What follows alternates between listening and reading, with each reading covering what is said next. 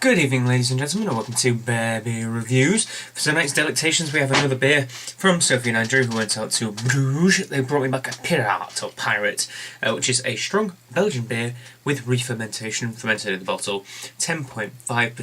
10.5%.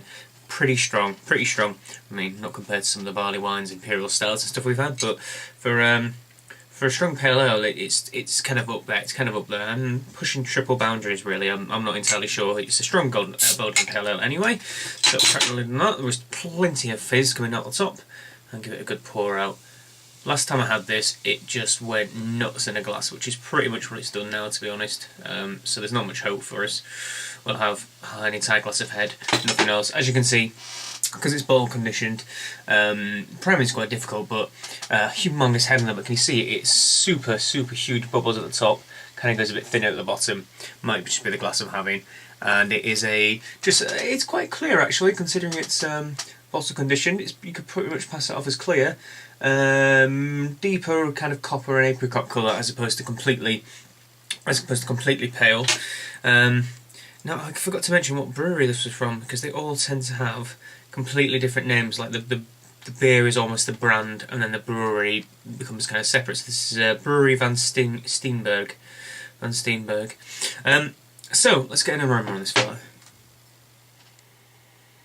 Ooh, there is a lot of booze in there, unsurprisingly. And there's banana and cloves in abundance too. And almost a soft fruity edge. Something a bit lighter. Something maybe you could just about pass off as orangey, but it's slightly more acidic than that. Maybe quite a sweet lemon smell.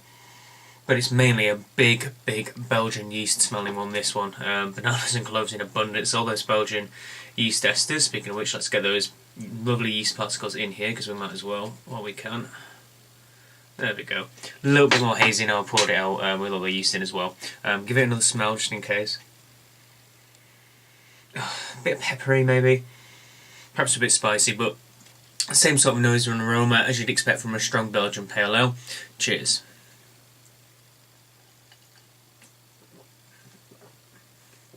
Oi.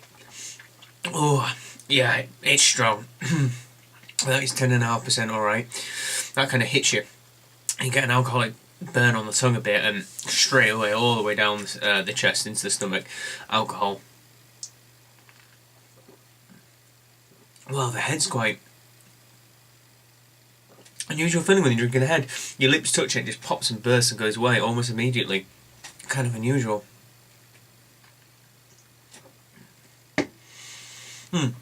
Quite a medium mouthfeel to it. Nice amount of carbonation, plenty of peppery zing.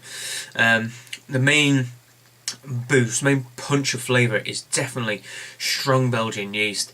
The bananas and cloves, as I was talking about, this sort of caramelly, almost molasses-esque burst of sweetness. It is quite sweet, I might add. It's not particularly dry.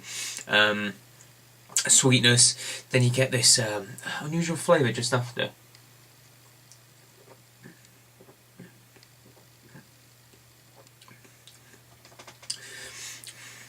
Kind of something a little bit deeper. That yeast flavour goes quite harsh towards the end, dries up a little bit, it gets quite almost bready. The malts maybe just transform a little bit and get a little bit darker in terms of flavour. Obviously the colour is not particularly dark in colour, but the malt flavour just gets a little bit more something, a little bit more chunky at the back. I'm not entirely sure what I'm tasting, to be honest. A little bit unusual. Pretty brutal on the palate too. It doesn't hold any punches at 10.5. I wouldn't expect it to. It's a sipper.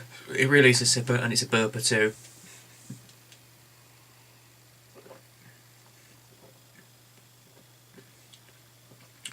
Actually, I take it back. It's sweet to begin with, and then I think it dries out quite a lot on the tongue. And perhaps that's where this harshness and this harsh flavour is coming from. I don't think it's particularly bad. I think at the percentage and with the alcohol content and the fact that the booze plays an important flushing role in it, it's boozy. It is boozy. I think it's part of the beer's appeal and part of what it's going for.